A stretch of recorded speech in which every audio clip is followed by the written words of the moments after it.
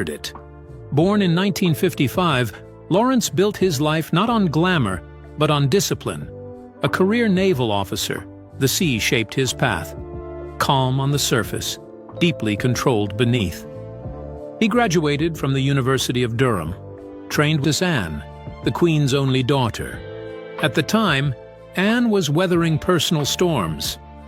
Her marriage to Captain Mark Phillips had begun to unravel, and the press swarmed like hawks around every schedules, accompanied the Queen on engagements, and learned to navigate the delicate balance between service and secrecy. But it was within this duty that something unexpected happened. He met princes themselves. In the 1980s, his course crossed with destiny. Appointed as an equerry to Queen Elizabeth II, Lawrence became part of the inner machinery of the royal household. He organized with precision and climbed through the Royal Navy's ranks with quiet distinction. His colleagues described him as methodical, unfailingly polite, and discreet, qualities that, in the world of monarchy, are rarer than title. Charles, pulled between a sister protecting their mother's legacy and a wife shaping a new chapter of the monarchy, he was forced to make a painful choice, one that would shift the balance of power. He is not a prince, nor a man of spectacle. However, those who have closely watched the royal family know that silence in the House of Windsor is not a sign of weakness. It is often a strategy, and Sir Timothy has massed power within the palace. In the end, his decision sent quiet tremors through the royal walls. The tension didn't make headlines, but those close to the family know that night changed everything. Founded on mutual respect, which has stood the test of time. And though the banquet ended, the echoes of Anne's words still linger in the palace halls. What position does Princess Anne hold in the royal family that gives her the courage to challenge Camilla? Let's take a brief look at who Princess Anne is, the document that changed everything. For decades, Sir Timothy Lawrence has existed in the soft margins of Britain's royal world, present, steadfast, and yet almost invisible. His name rarely appears in headlines, his voice seldom heard beyond palace walls. Perfect children of Queen Elizabeth II and Prince Philip, behind palace doors, they were simply brother and sister navigating a childhood filled with rules, nannies, and endless attention. When their parents were away, which was often due to royal tours around the world, Charles and Anne spent most of their time together. They played, studied, and explored shaped by decades of loyalty and shared duty. So stay with us, because once you hear this, the King's decision begins to make perfect sense. King Charles was born on November 14, 1948. Princess Anne followed not long after, on August 15th, palace grounds side by side. They didn't have the freedom most children enjoyed, but they had each other. And that made the strange, structured life of royalty a little easier to bear. Those early years formed the foundation of a lifelong connection. 1950, just 21 months apart from her brother. That small gap made them each other's first real companions in a world where very few could understand what it meant to grow up royal. While the world saw them as the picture, why Anne? Why not one of his sons, or even Queen Camilla? To understand that, we need to step back and look at the relationship between Charles and Anne, a bond shaped as Princess Anne. And why does she already own Gatcombe Park? King Charles and Anne relationship timeline. If life in the royal family has taught us anything, it's that trust is rare, and carrying a royal secret is never easy. For Princess Anne, that weight has become heavier than ever. With King Charles's health raising growing concern, she has been asked to take on one of his most personal and emotional duties, delivering his final wish. But the main question here is this: how the family might navigate such a significant financial challenge. There is a chance that the princess and her family could lose the estate because of the inheritance tax it bears. But how exactly? Inheritance tax is charged at 40% on any estate succeeding the £325,000 threshold, with less specific exemptions or release supply.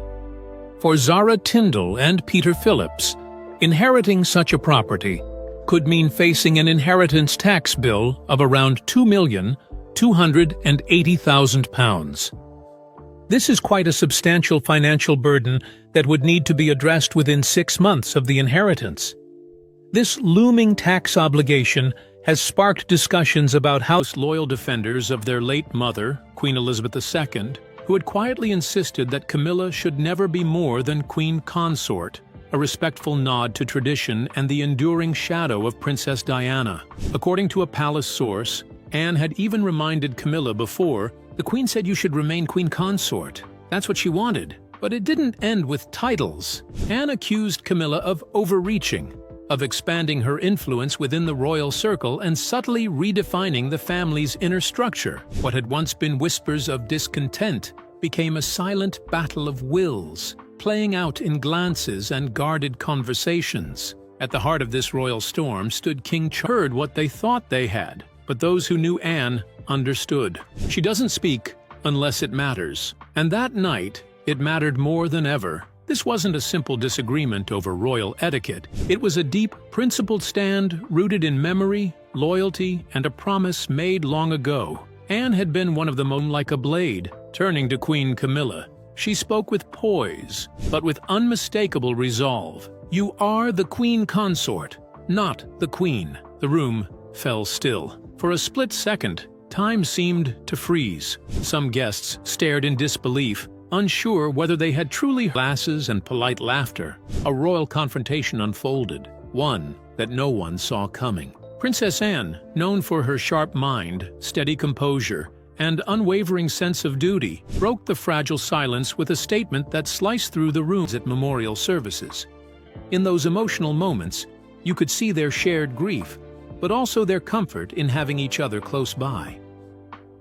But aside how close they are, Princess Anne has something more, and that is a reputation for bringing order to the royal family whenever things start to fall apart.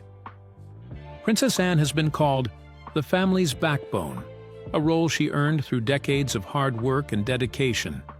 You see, Anne has always been one of the hardest-working members of the monarchy. She took her first royal tour at just 19, joining her parents on a months-long trip to Australia and New Zealand.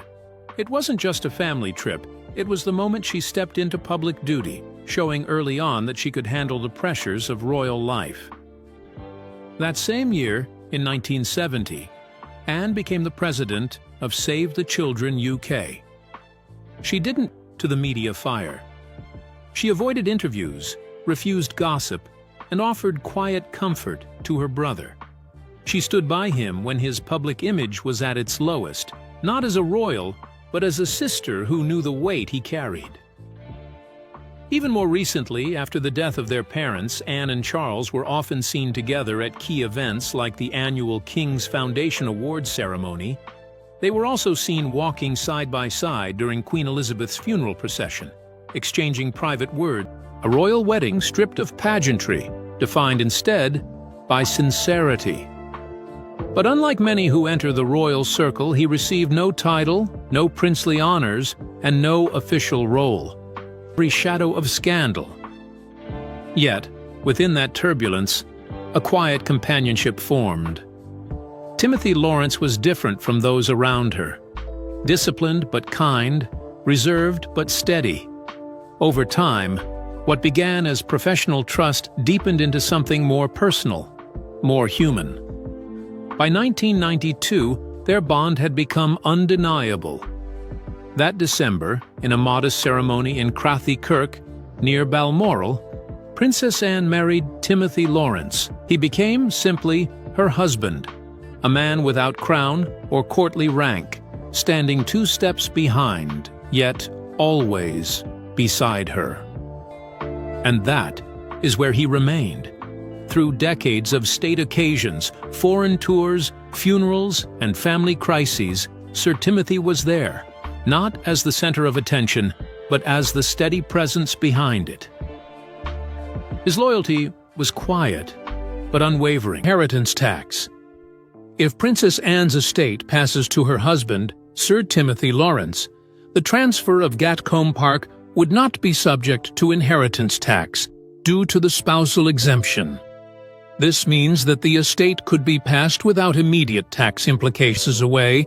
The inheritance tax exemption can be transferred, increasing the amount that can be passed on tax-free. This double exemption significantly reduces the tax burden on subsequent heirs. Another way is to maximize the nil rate band and residence nil rate band. Inheritance first is the nil rate band, which is the standard tax-free allowance of £325,000 per individual. If Princess Anne's estate is structured properly, this amount can be offset against the overall valuations, and the surviving spouse can continue to hold the property without incurring any taxes. However, when the surviving spouse eventually passes, tax in the UK applies to estates over the threshold of £325,000. However, there are two primary allowances that can significantly reduce the taxable estate value and to pass assets, including Gatcombe Park, to her heirs without specifying an exact beneficiary. Instead, the trustees can decide who benefits from the estate, potentially spreading the inheritance tax burden across several generations. Trusts can help manage wealth efficiently and reduce the immediate inheritance tax impact, as the assets are legally removed from the estate. Princess Anne trusts could also place Gatcombe Park in a trust for future generations to ensure that the estate is passed down tax efficiently, preserving wealth for the family without triggering a substantial estate value over time, spreading the tax burden and avoiding a large inheritance tax bill when the estate passes. Using trusts is also another powerful tool for mitigating inheritance tax, especially for estates like Gatcombe Park, which may have sentimental or historical value. There are several types of trusts that could be appropriate for Princess Anne's estate. A discretionary trust allows Princess Anne. King Charles was sensitive and thoughtful, a boy who loved art, nature, and music. Anne was confident, direct, and unshakably practical. Where he hesitated, she acted. Where he doubted himself, she gave him courage. Their differences didn't pull them apart. They completed each other. One of the strongest signs of that came during Charles's years at Gordonstoun, a strict Scottish boarding school his father insisted he attend in. She listened without judgment and defended him from teasing within royal circles. That kind of loyalty was rare, even in a family that valued duty above all. As adults, that bond continued through moments of deep personal trial. In the 1980s and 1990s, when Charles's troubled marriage to Princess Diana made headlines around the world, it is, but I've had a small run out to it all in the last 6 months. Anne didn't take sides or add fuel. Charles famously hated it, describing it as colditz in kilts. The harsh weather, tough discipline, and isolation made him miserable. And through that, Anne was one of the few people he confided in. Additionally, that position goes to the monarch's spouse and the next 4 adults in the line of succession. But Charles made sure his sister was included, showing how deep his life. Later that year, Parliament officially recognized that trust when Anne was added as a Councillor of State, meaning she was allowed to perform royal duties if the king is unable to, particularly between her nephews Prince William and Prince Harry. She's often the voice of reason. People close to the family say that Princess Anne is one of the few who can speak calmly to both William and Harry. The king was forced to cancel engagements for treatment. Anne filled the gap, attending ceremonies, honoring public commitments, and maintaining the crown's visibility. Beyond her visible duties, Princess Anne plays a crucial role behind palace walls. When tensions rise, he relies on her judgment, and that trust has only deepened as his health has declined. Since King Charles' cancer diagnosis in 2024, Anne has quietly stepped in to represent him at countless events, both materially and in terms of responsibilities. Although the family did not make the will public, it is safe to say that the princess inherited not only finances, and sentiment items from her mother. She has also inherited a host of new responsibilities as the most hardworking and trustworthy children state. But she didn't, and that may have been what pushed the princess to make a move to approach the king. But beyond material assets, Princess Anne also inherited a substantial role in the public and charitable domains. The Queen's extensive patronage of charities and organizations was well known. Children could have inherited parts of these estates, especially considering that Anne has long been involved in managing the family's properties, particularly the Sandringham of the Queen. Looking into Queen Elizabeth II's personal wealth with a keen eye, it is evident that her wealth was largely tied to her private estates, most notably Sandringham House and Balmoral Castle. Princess Anne, being one of the Queen's most loyal and dedicated, and it is expected that Anne would continue this legacy. As the royal family's most active member in terms of public service, Anne has been involved with over 300 organizations, and it's speculated that she might have inherited many of the Queen's patronages. Even though Princess Anne's brother through London, it was both a symbolic and personal moment, a sign that Charles trusted no one more than Anne to stand by his side on the most important day of his scandals or criticism. Anne's record remained spotless. She didn't chase attention or glamour. She simply showed up and did the job. When the Queen passed away in 2022, that same sense of duty carried over to Charles's reign. Anne didn't hesitate. She stepped up. At just lend her name, she worked. She traveled, spoke, and visited some of the world's poorest communities. For nearly 50 years, she used her position to push for real change, making her one of the most respected royals internationally. Queen Elizabeth saw this as more than charity work. To her, Anne's tireless effort was also diplomacy, a way to show the world that the crown still cared, that it had a human face.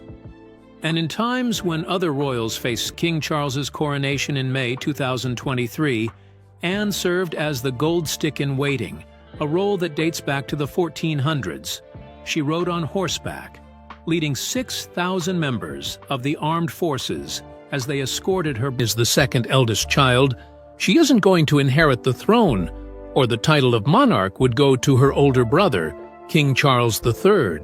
But I think for my brother, this is something he's been waiting for, and he's probably spent more time thinking about it. However, occupied by Anne's children.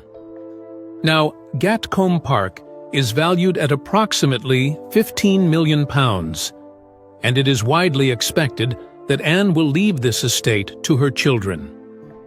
However, this inheritance comes with its own set of challenges. In the United Kingdom, she might have inherited some of the Queen's diplomatic and soft power due to her natural grace and experience. But with King Charles III inheriting a majority of the late Queen's wealth, it's a fixture in the royal calendar. £1,750. It is a vast property that includes a manor house, stables, a polo field, and additional homes. One the king was not going to miss. It leaves Princess Anne in a vulnerable state, especially about her home in Gatcombe Park, the 730-acre estate in Gloucestershire. Purchased by Queen Elizabeth II in 1976 for a sum between $500,000, despite suffering a concussion after a riding accident. This kind of reliability has not gone unnoticed. Her public workload and popularity show she doesn't just have a reassurer. Isn't just about being his sister. It's about belief. Belief that she will handle his final, most sensitive request with the same calm, loyalty, and strength she's shown her whole life. So what exactly did King Charles ask her to do? Let's dive into it. The night no one was supposed to know about. Let us start with what we know, or rather, what managed to slip through the carefully constructed walls of palace silence. The meeting did not appear on any official schedule. There was no public announcement, no carefully worded press release softening the significance. Presence, she delivers results. That's why when her brother, King Charles III, began to think about what would happen when he could no longer carry out his duties, it wasn't surprising that he turned to her. Because his trust in her stepping back, Anne filled the gaps. For example, in 2024 she carried out more than 217 public engagements, the most by any working senior royal that year. As resolute, the kind of resolve, they said, that only appears when a person has stopped asking whether a difficult thing must be done and has simply accepted that the time has come to do it. So what exactly was in that sealed crimson is structural. Charles may have been carrying the weight of illness and duty in his body, but the decision he was preparing to make had clearly been turning inside his mind for a very long time. One insider described the mood in the room. A night of elegance, glittering gowns and toasts raised under golden chandeliers, but amidst the clinking of gloves and dispatch. Behind palace walls, beneath the polished surface of royal life, filled with sparkling jewels, grand events, and relentless gossip, lies a world far more complicated, personal, and emotionally charged than most people can imagine. Behind those iconic palace gates where tradition and duty are law, one evening became the backdrop for a moment that would send quiet shockwaves through Buckingham Palace, and perhaps even through history itself. It happened during what should have been a splendid royal banquet. The hidden language of monarchy took notice. This was not a routine gesture. It was a message. For in the royal world, where every medal carries meaning and every ribbon whispers intent, such timing cannot be accidental. After 30 years of faithful service, has finally been given one. But whether this marks gratitude, strategy, or something more subtle remains the question echoing through palace corridors. So, what hidden message lies beneath this quiet honor? Was it gratitude, a warning, or the start of a deeper royal shift? Keep his composure unbroken. To the public, he was the man in the background. To the family, he was something far rarer. Dependable. So when King Charles III recently conferred upon him the title of Knight Grand Cross of the Royal Victorian Order, those who understood to the crown, to Anne, and to the quiet dignity of duty. The man who never sought a title watching. Ways to offset the inheritance tax on Gatcombe Park. On of the way, the inheritance tax on Gatcombe Park can be reduced by utilizing the spousal exemption. In the UK, assets passed to a spouse or civil partner are exempt from inheritance tax bill each time the property is passed on. If parts of Gatcombe Park are used for agricultural purposes, whether through farming, forestry, or other forms of land management, it may qualify for agricultural property relief. This can be particularly beneficial if parts of Gatcombe Park are used for farming or agriculture, and Princess Anne's family continues to use the estate in this way. Or would Zara Tindall and Peter Phillips sell off some of their other properties to keep their inheritance? Let us know your thoughts in the comments section. Would you like to see more videos like